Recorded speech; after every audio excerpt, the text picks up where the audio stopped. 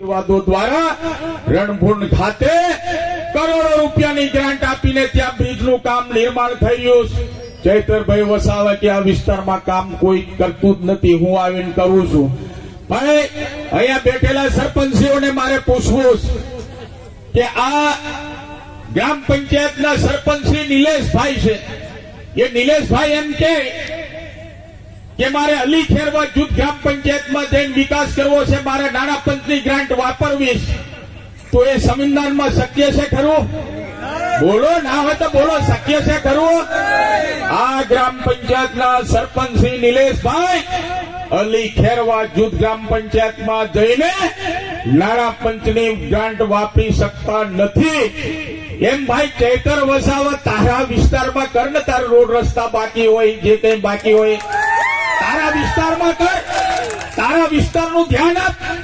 જેવી રીતે તને ધારાસભ્ય બનાવ્યો છે એવી જ રીતે મને પણ અહીંયા ઉપસ્થિત મારા સર્વ આગેવાનો, કાર્યકર્તા, માતાઓ, બહેનોના આશીર્વાદથી મને પણ ધારાસભ્ય બનાવ્યો છે. અને મારી સરકાર ભારતીય જનતા પાર્ટીની સરકારમાં, દેશના સન્માન્ય વડાપ્રધાન નરેન્દ્રભાઈ મોદી સાહેબની સરકારમાં અહીંયા સન્માન્ય સ્ટેજને કામ કરવાની તક મળી છે. ત્યારે આ વિસ્તારની અંદર ચૈતરભાઈ તમારી જરૂર નથી, અમારે આ વિસ્તારમાં જસુભાઈ રાઠવા જેવા સંસદ સભ્યની જરૂર છે. ચૈતરભાઈ, તમે પાર્ટીને અપ કરવા માટે પાર્ટીનો ખાલી વિચાર લઈને આવ્યા, તમે પાર્ટીને અપ કરવા માટે, મારા આદિવાસી વિસ્તારમાં ગુમરાહ કરવા માટે, તમે આટા પાટા કરવા માટે અહીંયા આવ્યા. ચૈતરભાઈ વસાવાને વિનંતી કરું છું, સાહેબ તાકાત હોય તો આ મારી ગ્રામ પંચાયત, આ નિલેશભાઈની ગ્રામ પંચાયતમાં ખેડિયાપાડાના ધારાસભ્ય તરીકે તું મારા સરપંચશ્રીને 10 લાખ રૂપિયા આપવાની સત્તા શેક નથી સત્તા, એ તમે એમને પૂછી લેજો. ચૈતરભાઈ વસાવા તમને ત્યાં ધારાસભ્ય બનાવ્યા છે, ત્યાં તમારે લોકોની સેવા કરવાની છે, ત્યાં તમારે વિકાસ કરવાનો છે. તમને જે 1.5 કરોડ રૂપિયાની ગ્રાન્ટ મળે એ ગ્રાન્ટ તમારે ત્યાં વાપરવાની છે. રાજ્ય સરકારમાંથી જે રોડ રસ્તાના જોબ નંબર મળતા હોય એ તમારે ત્યાં વિકાસ કરવાનો છે. અહીંયા આવીને વિકાસની વાતો કરીને સમાજના નામ ઉપર એકત્રિત કરીને મારા સન્માન્ય સરપંચશ્રીઓ, તાલુકા પંચાયતના સભ્યશ્રીઓ, જિલ્લા પંચાયતના સભ્યશ્રીઓ, આ વિસ્તારના મારા પોલીસ પટેલ આગેવાનો, કાર્યકર્તા ભાઈઓ, માતાઓ, બહેનો, અમે એકબીજાના હૃદય સાથે હૃદય મિલાવીને આ વિસ્તારનો વિકાસ કરવા માંગીએ છીએ. ત્યારે તમે એ વિકાસની અંદર રોડા નાખવાના કામ કરો છો, અમે તમને સાખી લેવાના નથી. ચૈતરભાઈ, તમારી પાર્ટીનો વિચાર લઈને આવો હોય તો આવો, પરંતુ વિકાસની વાતમાં તો એક જ ચાલે, જસુભાઈ રાઠવાને, જયંતિભાઈ રાઠવાને આ સન્માન્ય સ્ટેજ. મારે આ વિસ્તારની અંદર કામ કરવું હશે તો અમારે માન્ય મુખ્યમંત્રીશ્રીને પત્ર લખવો પડે કે સાહેબ આ વિસ્તારમાં પાનવડથી માંડીને સિયાદાથી માંડીને રાયસાથી માંડીને નાના રાયસા સુધીનો રસ્તો ખૂબ ખરાબ થઈ ગયો.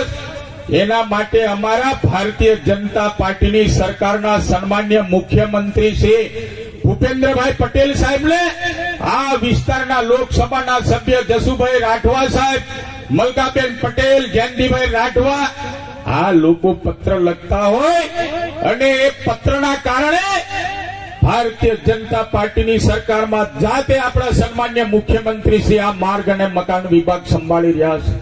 ત્યારે મને એમ થયું કે 2025ના વર્ષમાં એક સ્નેહથી તમને મળવાનો પણ અવસર પ્રાપ્ત થાય, તમારી સાથે ભોજન લેવાનો પણ અવસર પ્રાપ્ત થાય. અને મેં કીધું એ પ્રમાણે આ વિસ્તારમાં જે વિકાસના આપણે કામો કરી રહ્યા છે, ત્યારે સિયાદાથી માંડીને રાયસાથી માંડીને પાનવડ આપણે સૌ જોઈ રહ્યા છે.